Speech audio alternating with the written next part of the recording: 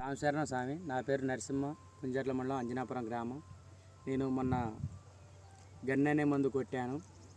కొట్టి ఇవాళ నుండి 3 రోజులు అవుతుంది. పొద్దున చేనుకి వచ్చి చూస్తే ఏ పురుగు లేదు. మొక్క మంచిగా గ్రోతింగ్గా, నాణ్యంగా, నలుపుదనం ఉంది. ఈ గన్నెన మందు ఎవరైనా రైతులు స్ప్రే చేసుకోవచ్చు. మంచిగా కొట్టుకున్న తర్వాత మీకు తెలుస్తుంది. ఒకసారి ట్రై చేసి మీరుగా కొట్టండి.